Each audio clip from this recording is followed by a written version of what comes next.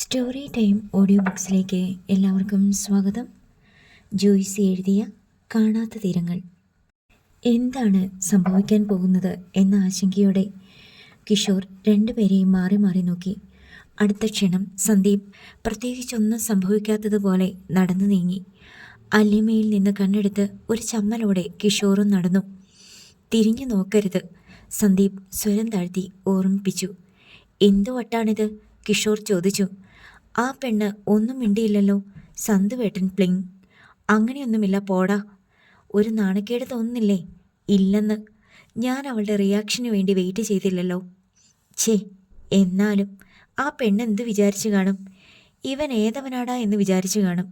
തിരിച്ചും ഒരു good evening പറഞ്ഞില്ലല്ലോ അവൾ. എൻ്റെ ഗുഡ് ഈവനിങ് കേട്ട് അന്തം വിട്ടുപോയി കാണും. നമ്മൾ അവളുടെ റിപ്ലൈ കാത്ത് അരനിമിഷം പോലും നിന്നില്ലല്ലോ. സന്തുവേട്ടന് മനസ്സിലായി കാണില്ല. മനസ്സിലായിട്ടുണ്ട്, അത് ഞാൻ അവളുടെ കണ്ണിൽ കണ്ടു. Fraction of A second. House warming നടന്ന വീട്ടിൽ കണ്ടയാളല്ലേ ഇത് എന്നവൾ ഓർക്കുമ്പോഴേക്കും ഞാൻ ഗുഡ് ഈവനിങ് പറഞ്ഞു കഴിഞ്ഞു. ടൈമിംഗ് കറക്റ്റായിരുന്നു. എന്ത് ടൈമിങ്? അവൾ എന്നെ നോക്കിയതും എന്നെ ഓർമ്മിച്ചെടുത്തതും ഞാൻ ഗുഡ് ഈവനിങ് പറഞ്ഞതും ഒരേ സെക്കൻഡിലായിരുന്നു. അതാണ് ടൈമിംഗ്.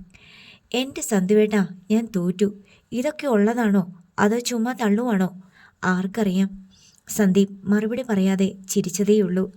5th റിംഗ് റോഡിൻ്റെ അങ്ങേയറ്റം വരെ പോയ ശേഷം അവർ തിരികെ നടന്നു. അപ്പോൾ കിഷോർ പറഞ്ഞു, സന്തുവേട്ടനോട് എന്തെങ്കിലും താല്പര്യമുണ്ടെങ്കിൽ നമ്മൾ തിരിച്ചു ചെല്ലുമ്പോൾ അവൾ ആ മുറ്റത്ത് തന്നെ കാണും. എന്നോട് താല്പര്യം തോന്നാനും മാത്രം ഞങ്ങൾക്കിടയിൽ ഒന്നും സംഭവിച്ചിട്ടില്ലല്ലോ കിച്ചു. ഇഷ്ടമുണ്ടെങ്കിൽ ഒന്നുകൂടെ കാണാൻ വേണ്ടി നിൽക്കും. ഞാൻ ആരാണെന്ന് പോലും അറിയാതെയോ? സന്തുവേട്ടന് അവളോടൊരു ഇഷ്ടം തോന്നിയത് അവൾ ആരെന്നറിഞ്ഞിട്ടാണോ? ആണുങ്ങളെപ്പോലെയല്ല പെൺകുട്ടികൾ. ഒറ്റ നോട്ടത്തിൽ അവർക്ക് ആണിനോട് ഇഷ്ടം തോന്നണമെന്നില്ല. പരിചയം കൂടി വരുമ്പോഴാണ് അവർക്ക് ഇയാളെ നല്ലതാണല്ലോ എന്ന് തോന്നുന്നത്. പക്ഷേ പുരുഷൻ ഒരു പെണ്ണിനെ ഒറ്റ നോട്ടത്തിൽ തന്നെ ഇഷ്ടപ്പെടും. അതവളുടെ സൗന്ദര്യം കണ്ടിട്ട് മാത്രമായിരിക്കും. സ്കൂളിലും കോളേജിലുമൊക്കെ അങ്ങനെയല്ലേ? ആൺകുട്ടികളാണ് മുന്നിട്ടിറങ്ങുന്നത്. അത് ശരിയാ, കിഷോർ സമ്മതിച്ചു. പക്ഷേ ഇവിടെ എന്ത് ചെയ്യും? സന്തുവേട്ടൻ നാളെയോ മറ്റന്നാളോ തിരിച്ചു പോവില്ലേ? അതോടെ കൂടുതൽ പരിചയപ്പെടാനുള്ള സാധ്യത ഇല്ലാതാകുമല്ലോ. എന്ത് ചെയ്യണമെന്ന് എനിക്കറിയില്ല. ഇതിപ്പോൾ അസ്ഥിക്ക് പിടിച്ച ലവ് അഫെയർ ഒന്നുമല്ലല്ലോ. കണ്ടപ്പോൾ ഒരിഷ്ടം തോന്നി.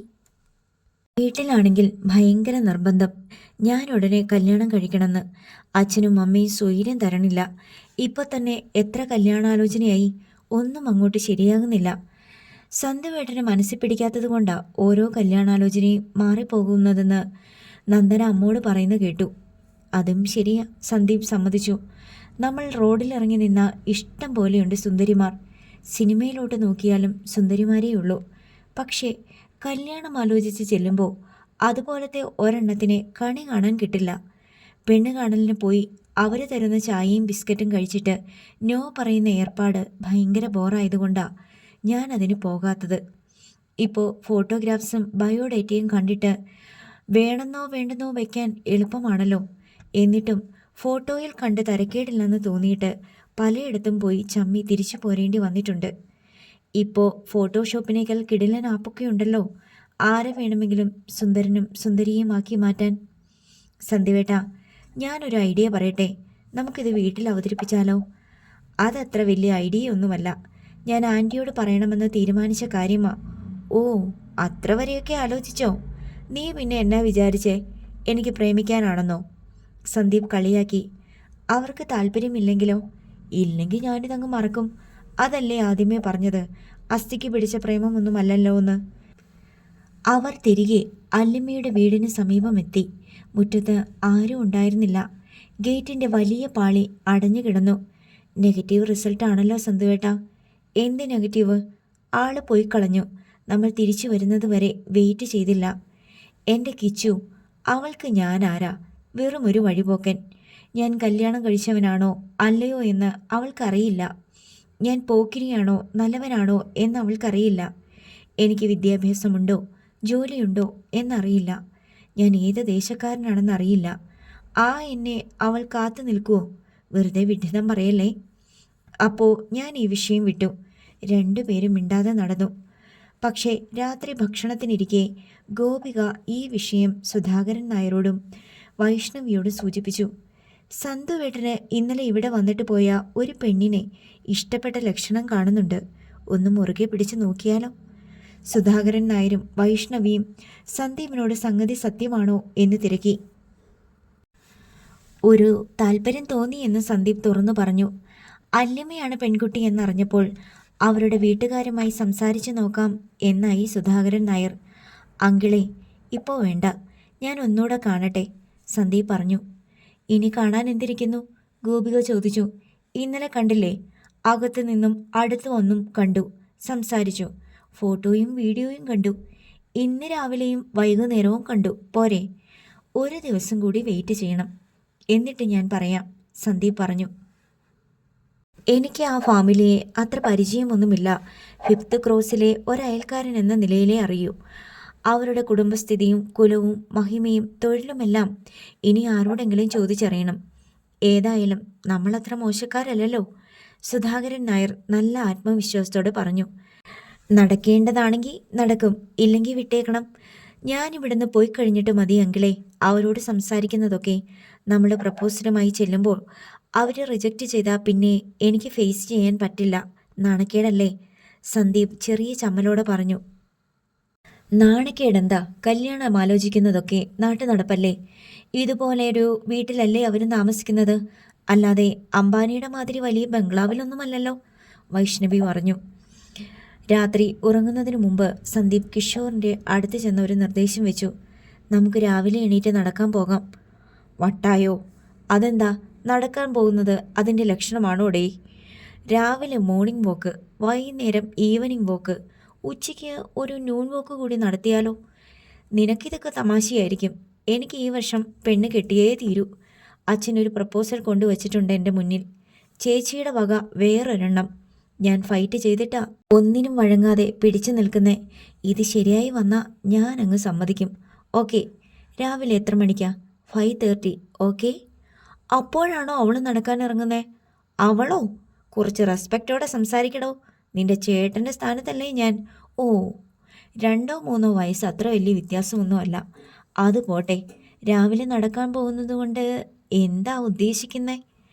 പുഴക്കരയിലെ നടപ്പാതയിൽ വെച്ച് പരസ്പരം ക്രോസ് ചെയ്യാം, ഒരു ഗുഡ് മോർണിംഗ് പറയാം. അതുകൊണ്ടൊക്കെ എന്ത് കിട്ടാനാ? ഒന്നും കിട്ടാൻ വേണ്ടിയല്ല, ഒന്നുകൂടെ എന്നെ കാണുമ്പോൾ മനസ്സിൽ പതിയുമല്ലോ. അതായത് അങ്കിളും ആൻറ്റിയും എൻ്റെ പ്രപ്പോസലുമായി ചെല്ലുമ്പോൾ പെട്ടെന്ന് എൻ്റെ മുഖം ഓർമ്മ വരണം. ഓ, സൈക്കോളജിക്കൽ അപ്രോച്ചാണല്ലേ. ശരി, നടക്കട്ടെ. 7:30 മണി വരെ കിടന്നുറങ്ങുന്ന ഞാൻ 5:30 മണിക്ക് എണീറ്റ് ഒരു ത്യാഗം ചെയ്യാം. എന്നെ വിളിച്ചാൽ മതി. കിഷോർ സമ്മതിച്ചു.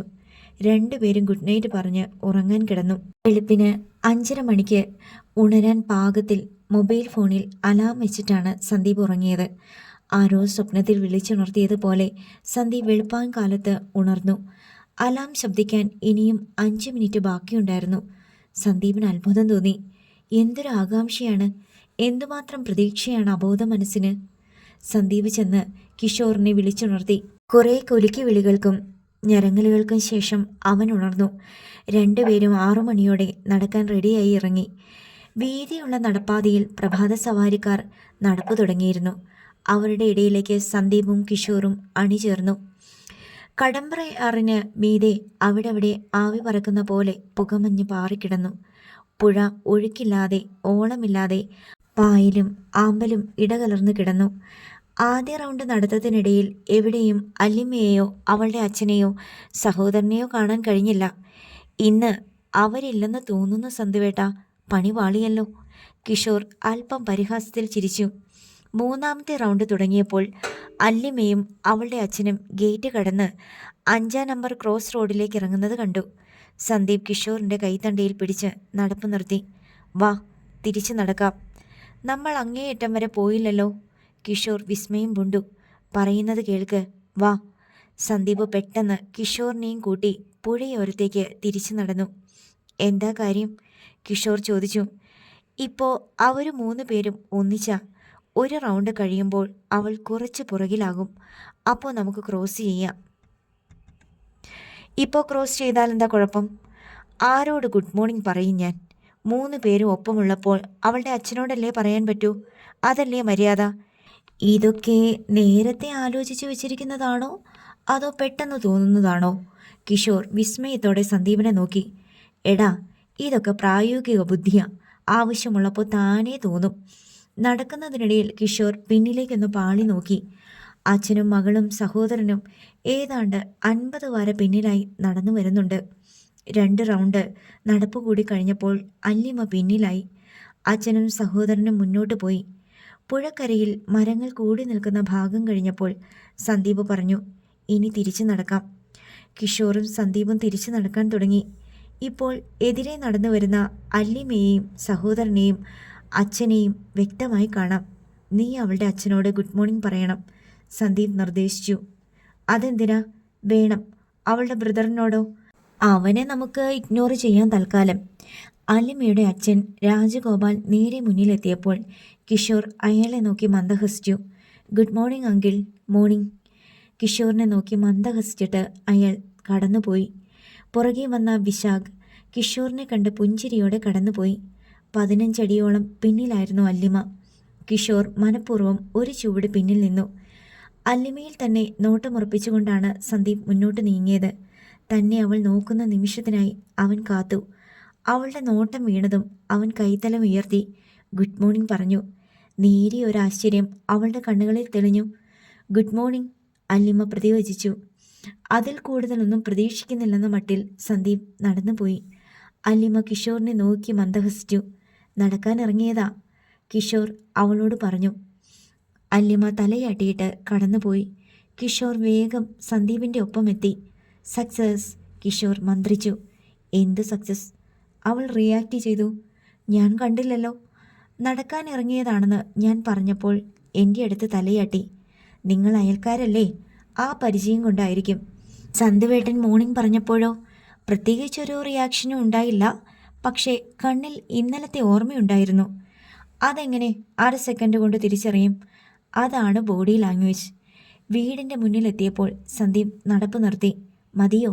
2 റൗണ്ട് കൂടെ നടന്നുകൂടെ? ആൻറ്റി ക്ലോക്ക് വൈസ് നടക്കുമ്പോൾ 2 തവണ കൂടി അല്ലിമയെ ക്രോസ് ചെയ്ത് പോകാമല്ലോ. ഇപ്പോഴത്തെ ഗുഡ് മോർണിംഗിൻ്റെ റിയാക്ഷൻ ചിലപ്പോൾ അടുത്ത റൗണ്ടിൽ കിട്ടിയേക്കും, കിഷോർ പറഞ്ഞു. അവൾ നമ്മളെ നോക്കാതെ മുഖം തിരിച്ചു കടന്നുപോയാലോ? നമുക്കത് ക്ഷീണമല്ലേ? പിന്നെയും അവളുടെ മുന്നിൽ കൂടി കടന്നുപോയാൽ അവൾ കരുതും വായി നോട്ടക്കാരനാണെന്ന്. ആ ഗുഡ് മോർണിംഗും ഇന്നലത്തെ ഗുഡ് ഈവനിങ്ങും പർപ്പസ്ഫുള്ളി ചെയ്തതാണെന്ന്. ഇപ്പോൾ നിർത്തിയാലുണ്ടല്ലോ നമ്മുടെ ഇമേജ് ക്ലീൻ. ഇതൊന്നും ആരും പഠിപ്പിക്കണ്ട, നമ്മുടെ തന്നെ ഇമോഷണൽ ഇൻ്റലിജൻസ് പറഞ്ഞു തരുന്ന കാര്യങ്ങളാ, സന്ദീപ് ചെറുചിരിയോടെ പറഞ്ഞു. നീ വേണമെങ്കിൽ പേപ്പർ വായിച്ചുകൊണ്ട് സിറ്റൗട്ടിലിരുന്നു. അവൾ അടുത്ത റൗണ്ട് നടന്നു വരുമ്പോൾ എന്തെങ്കിലും റിയാക്ഷൻ ഉണ്ടോ എന്ന് കാണാം. സന്തുവേട്ടൻ കൂടി ഇവിടെ ഇരുന്നാലെന്താ? കിഷോർ നെറ്റിച്ചുളിച്ചു. ഞാനിരുന്ന അവളെ കാണാൻ വേണ്ടി ഇരിക്കുകയാണെന്ന് അവൾക്ക് തോന്നിയെങ്കിലോ? തോന്നിയാലെന്താ? നമ്മുടെ വില പോകും. ഞാൻ പ്രപ്പോസ് ചെയ്യാനുള്ളവനല്ലേ. സന്ദീപ് അകത്തോട്ട് പോയി. കിഷോർ പത്രവും വായിച്ച് സിറ്റൗട്ടിലിരുന്നു. അല്ലിമ അടുത്ത റൗണ്ട് വരുന്നത് അവൻ കണ്ടു. പത്രം വായിക്കുകയാണെന്ന മട്ടിൽ അവൻ ഒളി കണ്ടിട്ട് കൂടെ കൂടെ നോക്കി. അവൾ ഈ വീടിന് നേർക്ക് ശ്രദ്ധിക്കുന്ന പോലുമില്ല. ഛേ, കിഷോർ പരിതപിച്ചു. ബ്രേക്ക്ഫാസ്റ്റിനിരുന്നപ്പോൾ ഗോപിക ചോദ്യക്കടലാസ് വായിച്ചു. വെളുപ്പിന് 5:30 ഉണരാനുള്ള അന്തപ്രചോദനം എന്തായിരുന്നു? ഇത് മുൻകൂട്ടി പ്ലാൻ ചെയ്തതാണോ അതോ രാവിലെ തോന്നിയ ബുദ്ധിയാണോ? എത്രാമത്തെ റൗണ്ടിലാണ് പരസ്പരം കണ്ടുമുട്ടിയത്? എന്തെങ്കിലും ആശയവിനിമയം നടന്നോ? എല്ലാത്തിനും മറുപടി പറഞ്ഞത് കിഷോറാണ്. സന്ദീപ് ഒരു കള്ളച്ചിരിയുമായി ഇരുന്ന് ആഹാരം കഴിച്ചു. ഞാനും വൈഷ്ണവിയും കൂടി ഇന്നോ വൈകുന്നേരമോ നാളെയുമോ അവരുടെ വീട്ടിൽ പോയി സംസാരിക്കട്ടെ? സുധാകരൻ നായർ ചോദിച്ചു. ഞാൻ പോയി കഴിഞ്ഞിട്ട് മതി അങ്കിളെ. നീ ഇവിടെ ഉണ്ടെങ്കിൽ എന്താ? വേണ്ട, ഞാൻ ഇന്ന് തന്നെ പോയിക്കോളാം. ആ പെണ്ണിനെ പേടിച്ചാണോ നീ സ്ഥലം വിടുന്നേ? വൈഷ്ണവി ചോദിച്ചു. പേടിയോ? എന്തിന്? എന്നെ ഇഷ്ടമല്ലെന്നെങ്ങാനും പറഞ്ഞാ പിന്നെ എനിക്ക് ആ മുഖം കാണണ്ട. എങ്കിൽ നീ നാളെ പോയാൽ മതി. നീ പോയി കഴിഞ്ഞേ ചോദിക്കുന്നുള്ളൂ, സുധാകരൻ നായർ ചിരിയോടെ പറഞ്ഞു. ആ ചോദ്യം നീട്ടിക്കൊണ്ടു പോകാനുള്ള ക്ഷമയുമില്ല, സന്ദീപ് പറഞ്ഞു. ഞാൻ ഇന്ന് തന്നെ വീട്ടിലേക്ക് പോകാം. അങ്കിളും ആൻറ്റിയും ഇന്ന് വൈകുന്നേരം അവരോട് സംസാരിക്കേ. അങ്ങനെ ചെയ്യാമെന്ന് തീരുമാനമായി. ഉച്ചയ്ക്ക് ഊണും കൂടി കഴിഞ്ഞാണ് സന്ദീപ് എല്ലാവരോടും യാത്ര പറഞ്ഞ് തൻ്റെ ചെറിയ നിസാൻ മൈക്രോ കാറിൽ കയറി ഹരിപ്പാട്ടേക്ക് യാത്രയായി. 2.5 മണിക്കൂറിനുള്ളിൽ സന്ദീപ് വീട്ടിലെത്തിച്ചേർന്നു. 2 ദിവസം കഴിഞ്ഞിട്ടേ ഉള്ളൂ എന്ന് പറഞ്ഞിട്ട് നീ എന്താ നേരത്തെ പോകുന്നത്? മകൻ പെട്ടെന്ന് തിരിച്ചെത്തിയ സന്തോഷം ഗൗരവത്തിൻ്റെ മുഖം മൂടിയിട്ട് മറച്ച് രാജശ്രീ നമ്പ്യാർ ചോദിച്ചു. അമ്മയെ കാണണമെന്ന് തോന്നി, അപ്പോഴേ പോന്നു, സന്ദീപ് കുസൃതി ചിരിയോടെ പറഞ്ഞു. പോട കള്ള, അമ്മയെ കാണണമെന്ന് തോന്നിയിത്രേ. എന്ന് വെച്ചാൽ പാല് കുടിക്കുന്ന കുഞ്ഞല്ലേ അമ്മയെ കണ്ടില്ലെങ്കിൽ സങ്കടം വരാൻ. സന്ദീപ് തൻ്റെ മുറിയിലെത്തി ഡ്രസ്സ് മാറി വെറുതെ കിടക്കയിലേക്ക് ചാഞ്ഞു കിടന്ന് കണ്ണടിച്ചു. അല്ലിമയുടെ രൂപം അവൻ്റെ മനോദർപ്പണത്തിൽ തെളിഞ്ഞു. നീലച്ചവി കലർന്ന പുലരി. നടപ്പാതയിലൂടെ ഏകാകിനിയായി നടന്നു വരുന്ന അല്ലിമ. അവൾക്ക് പിന്നിൽ പുഴയ്ക്ക് മീതെ ആവി പൊന്തിയതുപോലെ പാറുന്ന പുകമഞ്ഞിൻ പടലങ്ങൾ. എല്ലാം ഒരു സ്വപ്നം പോലെ ഇപ്പോൾ അവന് തോന്നി. കിടന്നുകൊണ്ട് തന്നെ അവൻ കിഷോറിനെ ഫോണിൽ വിളിച്ചു. കിഷോറിൻ്റെ ഹലോ ശബ്ദം കേട്ടപ്പോൾ പറഞ്ഞു, എത്തിയടാ, അത് പറയാൻ വിളിച്ചതാ. അങ്കിളിനോടും ആൻറ്റിയോടും പറഞ്ഞേക്ക്. ഓക്കെ. പിന്നെ വേറൊരു കാര്യം പറഞ്ഞോ? മറ്റേ പ്രപ്പോസൽ, അത് ഞാൻ ഇവിടെ പറഞ്ഞിട്ടില്ല. അച്ഛനോടും അമ്മയോടും സംസാരിക്കട്ടെ. അവർ നോ പറഞ്ഞാൽ ഒന്നും നടക്കില്ല. അവർ എസ് പറഞ്ഞിട്ട് പോയാൽ മതി അല്ലിമയുടെ വീട്ടിൽ. അത് ഞാൻ അമ്മയോട് പറയാം. വേറെന്തെങ്കിലും ഉണ്ടോ? പിന്നെ നീ അവളെ കണ്ടോ? ഇല്ല. കാണണോ? വേണ്ട, ചോദിച്ചെന്നേ ഉള്ളൂ. ഞാൻ വേണമെങ്കിൽ ഹംസമാകാം, ദൂതുമായി പോകാം. കിഷോർ ചിരിച്ചു. എൻ്റെ പൊന്നോ, കുളമാക്കാതിരുന്നാൽ മതി. നീ അങ്ങോട്ട് നോക്കുകയേ വേണ്ട. അസൂയ, കുശുമ്പ് വെക്കട്ടെ. എടാ മോനെ, ചായ. രാജശ്രീ വാതിൽക്കലെത്തി. ആ, നീ വെച്ചോ. സന്ദീപ് കോൾ കട്ട് ചെയ്തു. രാജശ്രീ അകത്തേക്ക് ചെന്നു. നീ ആർക്കാ ഫോൺ ചെയ്തുകൊണ്ടിരുന്നേ? കിച്ചുവിനെ വിളിച്ചതാ, ഇവിടെ എത്തിയെന്ന് പറയാൻ. സന്ദീപ് എഴുന്നേറ്റിരുന്ന് അമ്മയുടെ കയ്യിൽ നിന്ന് ചായ വാങ്ങി. സന്തു, നന്ദന ഇവിടെ വന്നപ്പോൾ എന്നോടൊരു കാര്യം പറഞ്ഞു. നീ അവിടെ ഒരു പെണ്ണിനെ കണ്ടെന്നോ ഇഷ്ടപ്പെട്ടെന്നോ, ശരിയാണോ? നശിപ്പിച്ചു. എന്ത് നശിപ്പിച്ചു? ആര് നശിപ്പിച്ചു? അവള്, നന്ദന. അമ്മേ, ഞാനിത് വളരെ ഗൗരവമായിട്ട് പറയാനിരുന്ന സംഗതിയാ. അവൾക്ക് ഒരു വിവരവുമില്ലല്ലോ. ഒന്നും നശിപ്പിച്ചില്ല. നീ പറ. ഇനി എന്തു പറയാനാ? അമ്മ എല്ലാം അറിഞ്ഞില്ലേ? അവൾ വേണമെങ്കിൽ ഫോട്ടോയും വീഡിയോയും കൂടി കാണിച്ചിട്ടുണ്ടാവും. ആ, കാണിച്ചു. അവളുടെ മൊബൈലിലുണ്ട്. കാണാനൊക്കെ നല്ല പെൺകുട്ടിയാ. അമ്മ നേരിട്ട് കണ്ടത് ഓർക്കുന്നില്ലേ? ഉണ്ടെന്നേ, ഞാൻ അപ്പോഴേ ശ്രദ്ധിച്ചായിരുന്നു. ആ കുട്ടിയുടെ മുഖത്തെ തെളിച്ചവും ഭംഗിയും ഐശ്വര്യവും ഒക്കെ ഞാനപ്പോൾ ഓർക്കുകയും ചെയ്തു. ഷോ, ഇവളെ എൻ്റെ സന്തുവിന് വേണ്ടി ആലോചിച്ചാലോ എന്ന്. ഏയ് ചുമ്മാ. അല്ലടാ സത്യം. നീയും അവളെ നോട്ട് ചെയ്തെന്ന് നന്ദന പറഞ്ഞപ്പോഴാണ് അറിഞ്ഞത്. എല്ലാ ലക്ഷണവും നോക്കിയിട്ട് അത് തരക്കേടില്ല എന്ന് എനിക്ക് തോന്നി. ഹോ, നിനക്ക് ഒരാളെയെങ്കിലും മനസ്സിൽ പിടിച്ചല്ലോ. അതാ അത്ഭുതം. അമ്മ, എന്നാ അമ്മയൊരു കാര്യം ചെയ്യ്. ഇന്ന് തന്നെ അച്ഛനോട് പറ. അങ്കിളും ആൻറ്റിയും കൂടി അവളുടെ വീട്ടിൽ പോയി സംസാരിക്കാമെന്ന് സമ്മതിച്ചിട്ടുണ്ട്. അച്ഛനും സന്തോഷമായിരിക്കും. ഞാൻ പറഞ്ഞോളാം. അങ്കിളിനെ വിളിച്ചും അമ്മ തന്നെ പറഞ്ഞേക്കണം നാളെ തന്നെ അവരോട് സംസാരിക്കാൻ. അവർക്ക് താല്പര്യമില്ലെങ്കിൽ നിനക്ക് മനപ്രയാസമാവോടാ? ഏയ്, അങ്ങനൊന്നുമില്ലമ്മേ. സന്ദീപ് അത് ചിരിച്ചു തള്ളി. രാത്രി രാജശ്രീ ഭർത്താവുമായി സന്ദീപിൻ്റെ വിഷയം സംസാരിച്ചു. അവന് ആ പെണ്ണിനെ ഇഷ്ടപ്പെട്ടെങ്കിൽ ആലോചിക്കാം എന്ന് ജയദേവൻ നമ്പ്യാർ മറുപടിയും പറഞ്ഞു. വൈകുന്നേരം സന്ദർശനത്തിന് എത്തുമെന്ന് മുൻകൂട്ടി അറിയിച്ചിട്ടാണ് സുധാകരൻ നായരും വൈഷ്ണവിയും കൂടി രാജഗോപാലിൻ്റെ വീട്ടിലേക്ക് പോയത്. മുൻകൂട്ടി അനുവാദം വാങ്ങിയ ശേഷമുള്ള ആ സന്ദർശനത്തിൻ്റെ ഉദ്ദേശം എന്തായിരിക്കും എന്ന ചിന്ത രാജഗോപാലിനെയും ഭാര്യയെയും ജിജ്ഞാസുക്കളാക്കിയിരുന്നു. സാധാരണ അയൽപക്ക സന്ദർശനമല്ല എന്ന് വ്യക്തമായി.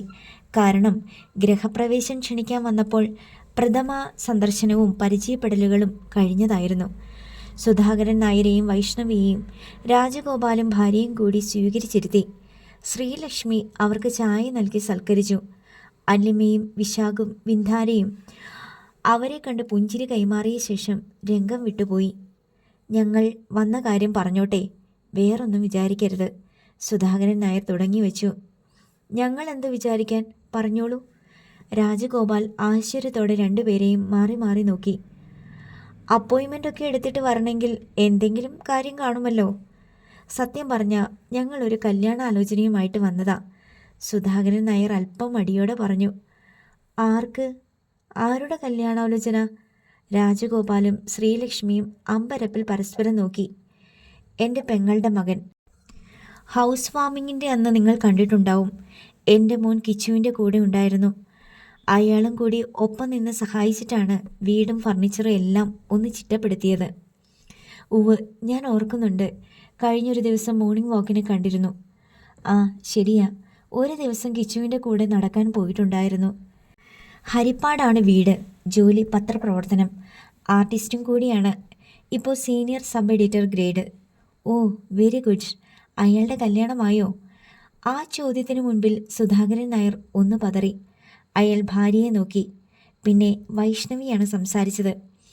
കല്യാണം ആലോചിച്ചുകൊണ്ടിരിക്കുക. പലയിടത്തു നിന്നും ആലോചനകൾ വരുന്നുണ്ട്. പക്ഷേ ഓരോരുത്തർക്കും ഓരോരോ ഇഷ്ടങ്ങളുണ്ടല്ലോ, അതിനൊത്ത് കിട്ടണ്ടേ? അത് ശരിയാ. അറേഞ്ച്ഡ് മാരേജ് ഇപ്പോൾ കുറഞ്ഞു കുറഞ്ഞു വരികയാ. രാജഗോപാൽ പറഞ്ഞു. ഞങ്ങൾ പറയുന്നത് തെറ്റായി പോയെങ്കിൽ വിട്ടുകളയണം. ചോദിക്കാനുള്ള മടി കൊണ്ട് കിട്ടാതെ പോയി എന്ന് വരരുതല്ലോ. സുധാകരൻ നായർ ഒന്ന് നിർത്തി. രാജഗോപാലിൻ്റെ മുഖത്ത് ഗൗരവം കലർന്നു. സംഗതി വേറൊന്നുമല്ല.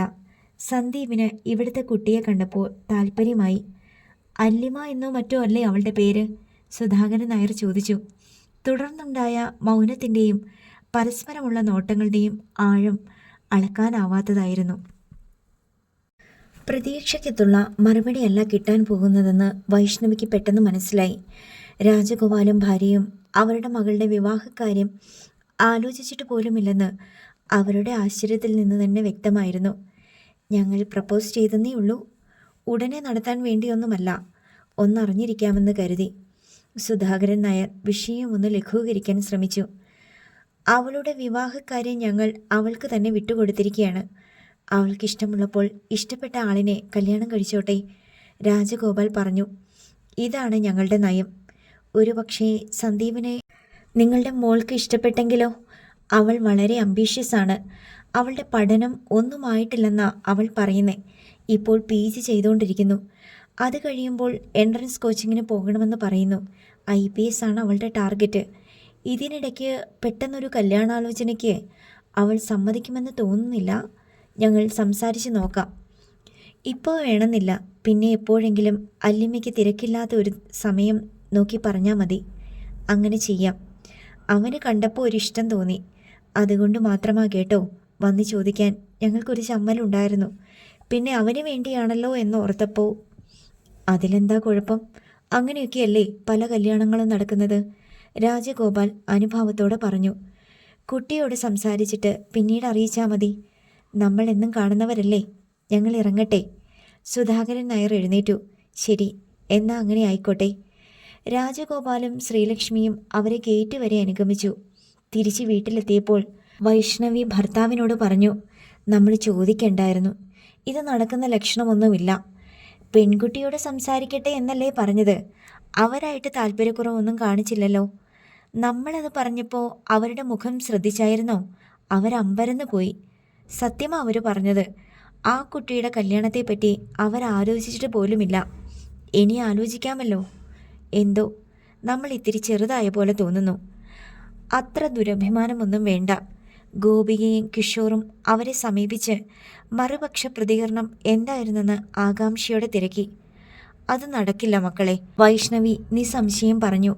ഒന്നാമത് ആ കുട്ടി പഠിച്ചുകൊണ്ടിരിക്കുകയാണ്. ഇനി എൻട്രൻസ് കോച്ചിങ്ങിന് പോകണം, സിവിൽ സർവീസ് എൻട്രൻസ് എഴുതാൻ വേണ്ടി. അപ്പോൾ നോക്കണ്ട, ഗോപിക പ്രതികരിച്ചു. എന്താ ഇപ്പോൾ പഠിക്കണത്? കിഷോർ തിരക്കി. സുധാകരൻ നായർ അതിന് മറുപടി കൊടുത്തു. PG കഴിഞ്ഞിട്ട് കല്യാണം നടത്താമല്ലോ. ഇത് ഫൈനൽ ഇയർ അല്ലേ. കല്യാണം കഴിഞ്ഞ് എൻട്രൻസ് കോച്ചിങ്ങിന് പോകാം.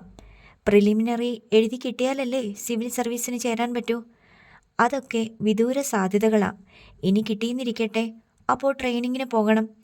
അതൊക്കെ കല്യാണം കഴിഞ്ഞാലും അഡ്ജസ്റ്റ് ചെയ്ത് നടത്താവുന്ന കാര്യങ്ങളാണ്, കിഷോർ പറഞ്ഞു. അത് നമ്മൾ ചിന്തിക്കുമ്പോഴല്ലേ. നമ്മൾ വിചാരിക്കുന്ന പോലെ അവർ ചിന്തിക്കണമെന്നില്ലല്ലോ. വൈഷ്ണവി ഏറെക്കുറെ അത് ഉപേക്ഷിച്ച മട്ടാണ്. അവൾ ഒരു പെണ്ണല്ലേ. ഇത്രയൊക്കെ ഇനിയും പഠിക്കാൻ ഉദ്ദേശിക്കുന്ന ഒരു പെണ്ണും കല്യാണത്തിന് സമ്മതിക്കുമെന്ന് എനിക്ക് തോന്നുന്നില്ല. ആൺകുട്ടികളാണെങ്കിൽ അത്ര തന്നെ പ്രശ്നമില്ല. എന്തായാലും നോക്കാം, അവരെന്തെങ്കിലും മറുപടി പറയുമല്ലോ. സുധാകരൻ നായർ തൽക്കാലം ആ വിഷയം അവസാനിപ്പിച്ചു. മറുപക്ഷത്ത് രാജഗോപാലും ഭാര്യയും അല്ലിമയോട് ഈ വിഷയം സംസാരിക്കണമോ വേണ്ടയോ എന്ന് 2 വട്ടം ആലോചിച്ചു. അവൾ സമ്മതിക്കില്ല. പെണ്ണെന്തിനാ വെറുതെ അവൾക്കൊരു വിഷമം ഉണ്ടാക്കുന്നേ? ശ്രീലക്ഷ്മി ഭർത്താവിനോട് പറഞ്ഞു. അവൾക്കെന്താ വിഷമം? രാജഗോപാൽ ചോദിച്ചു. വെറുതെ ഇരുന്ന് അവൾ ഒരാളെ വേണ്ടെന്ന് പറയണ്ടേ? ആളെ വേണ്ടെന്നല്ലല്ലോ പറയുന്നേ, അവൾക്കിപ്പോൾ കല്യാണം വേണ്ടെന്നല്ലേ? അവളോട് ചോദിച്ചില്ലെങ്കിൽ എന്താ കുഴപ്പം? ആ സുധാകരൻ നായരോട് ഒരു മറുപടി പറയണ്ടേ? അവൾക്ക് താല്പര്യമില്ലെന്ന് പറഞ്ഞേക്കണം. നമ്മൾ എന്തിനാ വെറുതെ കള്ളം പറയുന്നേ? നാളെ അല്ലി അതറിഞ്ഞാലോ നമ്മൾ അവളുടെ പേരിൽ കള്ളം പറഞ്ഞെന്ന്? ഓ, സുധേട്ടൻ തന്നെ ചോദിക്കുകയോ പറയുകയോ എന്താന്ന് വെച്ചാൽ ചെയ്തോ. നമ്മളിവിടെ വെറുതെ ഇരുന്നതാ, അപ്പോഴാ ഒരു തലവേദന. ശ്രീലക്ഷ്മി ആരോടെന്നില്ലാതെ പരാതിപ്പെട്ടു. അല്ലിമയോട് രാജഗോപാലിന് പ്രത്യേകിച്ച് പറയേണ്ടി വന്നില്ല. ചായക്കിരുന്നപ്പോൾ അവൾ രാജഗോപാലിനോട് തിരക്കി. ഗസ്റ്റ് വന്നത് എന്തിനായിരുന്നാവോ? LIC, money chain, multi level marketing, ഏതായിരുന്നു ഐറ്റം? അതൊന്നിനുമല്ല. രാജഗോപാൽ പുഞ്ചിരിച്ചു. എന്തോ ഒരു ബിസിനസ് സംസാരിക്കാൻ വന്നതാ, അതുറപ്പാ. അല്ലെങ്കിൽ വരേണ്ട കാര്യമില്ലല്ലോ. ബിസിനസ്സും അല്ല. രാജഗോപാൽ പിടികൊടുത്തില്ല. പിന്നെ എന്തിനായിരുന്നു അച്ഛാ? ഞെട്ടരുത് നീ. ഷുവർ പറഞ്ഞു. ഞെട്ടുമെന്നോ ഇല്ലെന്നോ? നെവർ. നിനക്കൊരു കല്യാണാലോചന? എനിക്കോ? My God. ഞാൻ ശരിക്കും കണ്ടു. രാജഗോപാൽ ചിരിച്ചു. ഇല്ലച്ചാ, അത് അത്ഭുതം, അസ്റ്റോണിഷ്മെൻറ്റ്. ഓക്കെ, സമ്മതിച്ചു. ആർക്ക് വേണ്ടിയാച്ചാ? അവരുടെ ഹൗസ് വാമിങ്ങിൻ്റെ അന്ന് അവിടെ ഒരു ചെറുപ്പക്കാരനെ കണ്ടില്ലേ? ഒരു ദിവസം മോർണിംഗ് വാക്കിന് വന്നിട്ടുണ്ടായിരുന്നു. പേര് സന്ദീപ്. സുധാകരൻ നായരുടെ സഹോദരിയുടെ മകനാണത്രേ. ആ, എനിക്ക് മനസ്സിലായി. ഒരു ദിവസം വൈകുന്നേരം ഞാൻ ചെടിക്ക് വെള്ളം ഒഴിച്ചുകൊണ്ട് നിൽക്കുമ്പോൾ എനിക്ക് ഗുഡ് ഈവനിങ് തന്നു. പിന്നെ മോർണിംഗ് വാക്കിന് വന്നപ്പോൾ ഗുഡ് മോർണിംഗും പറഞ്ഞു. നിന്നെ കണ്ടപ്പോൾ അയാൾക്കൊരു ഇഷ്ടം തോന്നിക്കാണും. എന്നാലും 1-2 തവണ കണ്ടപ്പോഴേ കല്യാണം ആലോചിക്കാമെന്ന് വെച്ചാൽ അതിത്തിരി അഹങ്കാരമല്ലേ? അല്ലിമ ചോദിച്ചു. പോ ചേച്ചി, പിന്താര ശാസിച്ചു. അയാൾ ഡീസൻ്റ് ആയതുകൊണ്ടല്ലേ അങ്ങനെ?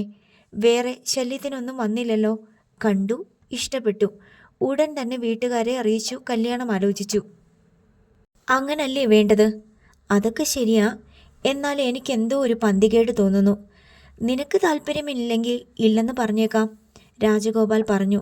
അതല്ല അച്ഛ പറഞ്ഞത്. ഒരു പെണ്ണിനെ എവിടെയെങ്കിലും വെച്ച് കണ്ടാ ഉടനെ ആരെങ്കിലും ചാടിക്കേറി കല്യാണം പറഞ്ഞു വരുമോ? അയാൾക്ക് കുറേ കല്യാണാലോചനകൾ വന്നുകൊണ്ടിരിക്കുക അത്രേ. അതിനിടയ്ക്കാണ് നിന്നെ കണ്ടത്. അപ്പോൾ ഇതും ഒന്ന് ആലോചിച്ച് നോക്കാമെന്ന് കരുതി. അതിലെന്താ തെറ്റ്?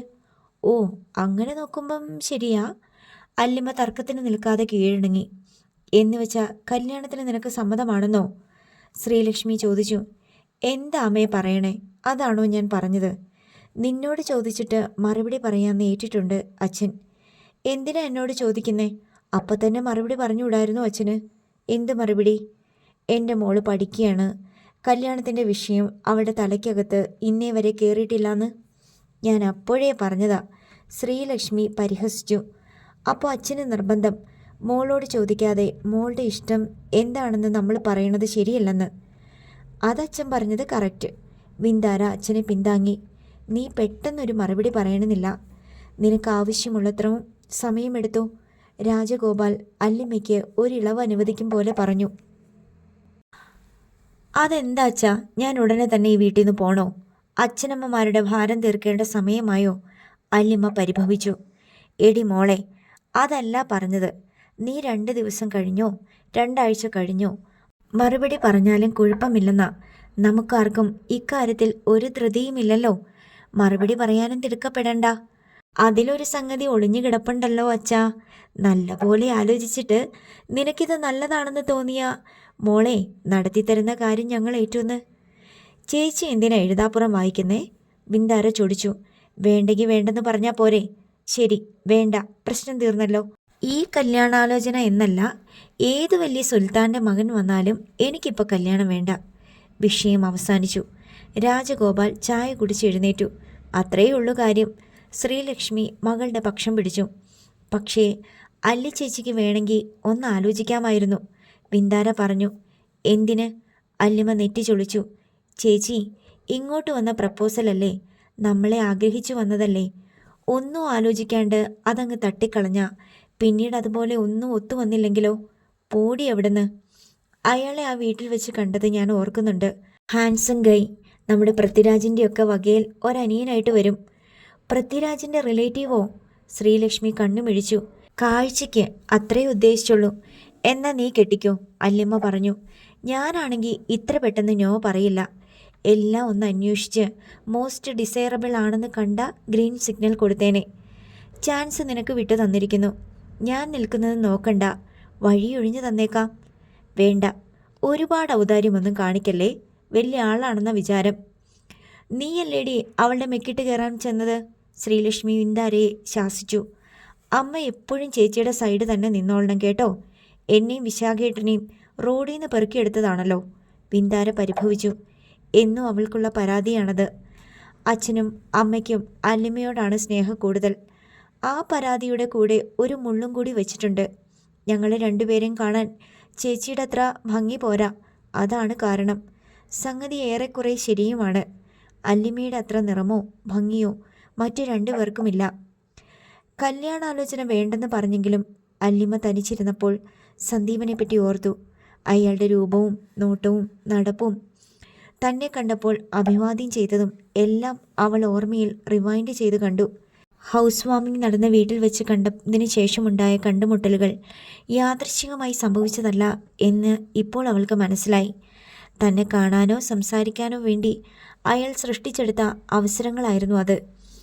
വൈകുന്നേരം ഗേറ്റിന് മുൻപിൽ വന്നു പറഞ്ഞ ഗുഡ് ഈവനിങ്ങും നടപ്പാതയിൽ വെച്ച് മോർണിംഗ് വോക്കിനിടയിൽ തന്ന ഗുഡ് മോർണിംഗും. അയാളുടെ മനസ്സിലപ്പോഴും കല്യാണാലോചന ഉണ്ടായിരുന്നിരിക്കണം. ആരെങ്കിലും തന്നെ ഇഷ്ടപ്പെടുന്നത് സന്തോഷമുള്ള കാര്യമാണെന്ന് അവൾ ഓർത്തു. അതിൻ്റെ പേരിൽ ശല്യങ്ങളൊന്നും ഉണ്ടാകാതിരുന്നാൽ മതി. സുധാകരൻ നായരുമായി ഫോണിൽ സംസാരിച്ചുകൊണ്ട് ഡൈനിങ് റൂമിൽ കൂടി അങ്ങോട്ടും ഇങ്ങോട്ടും നടക്കുകയായിരുന്നു രാജശ്രീ. മൂത്ത മകൾ ബിന്ദുജ അലസമട്ടിൽ മാറത്ത് കൈകെട്ടി വാതിലിൻ്റെ കട്ടിളയിൽ ചാരി നിൽപ്പുണ്ട്. ഫോൺ സംഭാഷണം അവസാനിച്ചു കഴിഞ്ഞപ്പോൾ ബിന്ദുജ അമ്മയോട് തിരക്കി. അത് നടക്കില്ല അല്ലേ? നടക്കില്ലെന്ന് ആര് പറഞ്ഞു? സുധനും വൈഷ്ണവിയും കൂടി പെൺകുട്ടിയുടെ വീട്ടിൽ പോയി സംസാരിച്ചിട്ടുണ്ട്.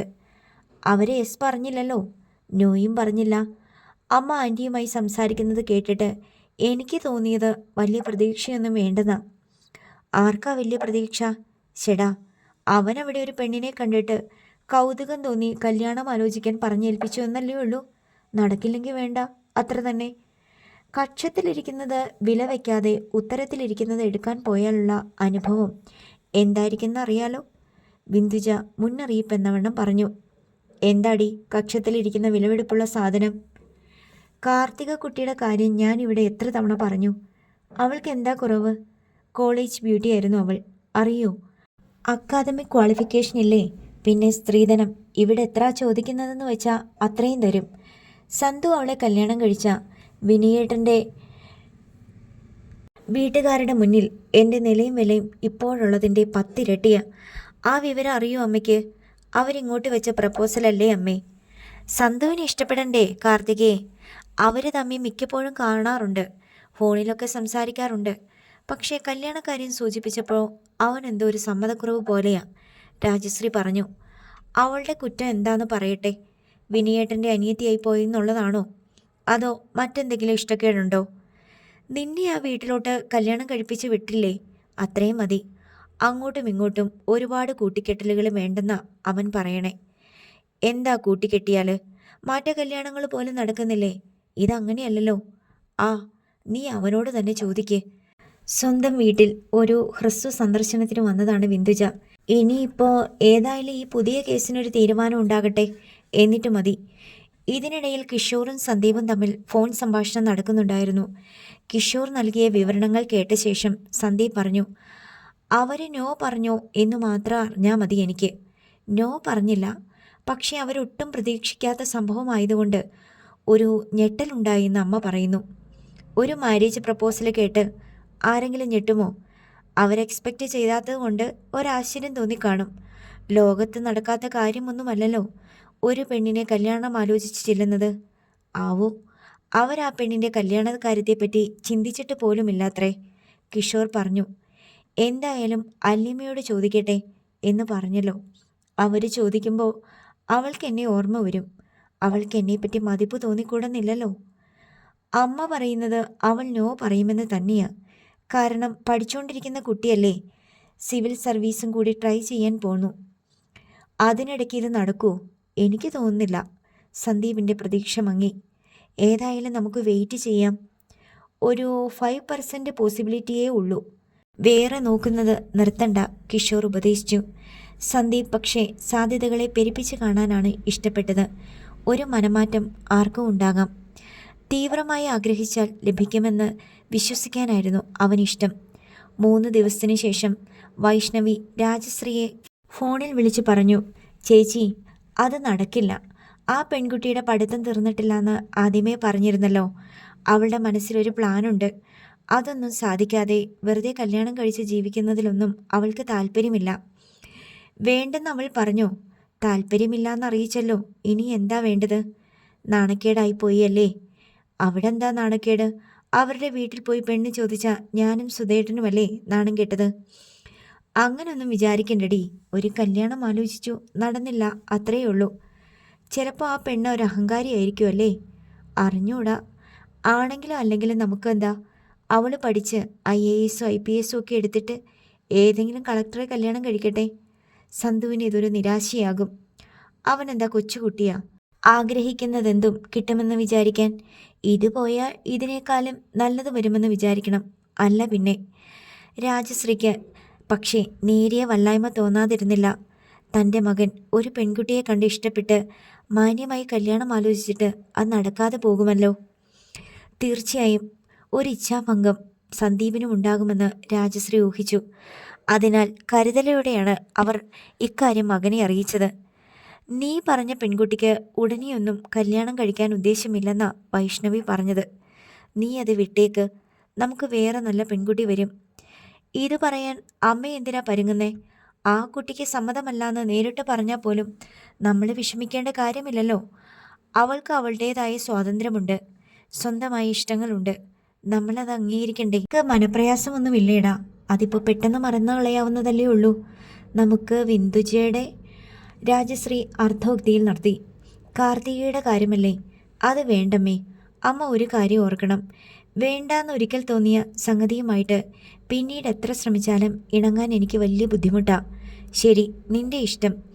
അച്ഛൻ്റെ പരിഗണനയിൽ ഉണ്ടായിരുന്ന പ്രപ്പോസൽ നോക്കിയാലോ? അടൂരുള്ളത്. ഉടനെയൊന്നും വേണ്ട. അങ്ങനെ നീണ്ടു പോയാൽ പറ്റില്ല. 2 വർഷമായി ഇത് തുടങ്ങിയിട്ട്. എന്ന അമ്മയോട് ഞാനൊരു സത്യം പറയട്ടെ. ഇപ്പോൾ വേണ്ടെന്ന് പറഞ്ഞ സംഗതി നടക്കുമെന്നാണ് എൻ്റെ 6th സെൻസ് പറയുന്നേ. അല്ലിമയുടെ രാജശ്രീ അത്ഭുതപ്പെട്ടു. നമുക്ക് കുറച്ച് വെയിറ്റ് ചെയ്യാം അമ്മേ. ഒരു വിത്ത് പാകിയതല്ലേ ഉള്ളൂ. സന്ദീപ് ചിരിച്ചു. മഴ കൊണ്ട് മാത്രം മുളയ്ക്കുന്ന വിത്തുകൾ നല്ലതുണ്ട് മണ്ണിൽ മനസ്സിൽ. പല്ലവി പൂരിപ്പിച്ചിട്ട് രാജശ്രീ ചിരിച്ചു. ഹായ്, അമ്മയ്ക്ക് സന്തോഷമായല്ലോ. എന്നാലും നിന്റെ കോൺഫിഡൻസ് ഞാൻ സമ്മതിച്ചിരിക്കുന്നു. ആ കുട്ടി വേണ്ടെന്ന് പറഞ്ഞിട്ട് പോലും. അമ്മ വിചാരിക്കുന്ന പോലെയല്ലമ്മേ. ഞാൻ ആ കുട്ടിയെ ഒരു പാസിങ്ങിനിടയിൽ കണ്ടുമുട്ടിയതൊന്നുമല്ല. ആരോ ചൂണ്ടിക്കാണിച്ചു തന്ന പോലെയാ. ദാ നിൽക്കുന്നു നിന്റെ പെണ്ണ്. അങ്ങനൊരു ഫീലായിരുന്നു.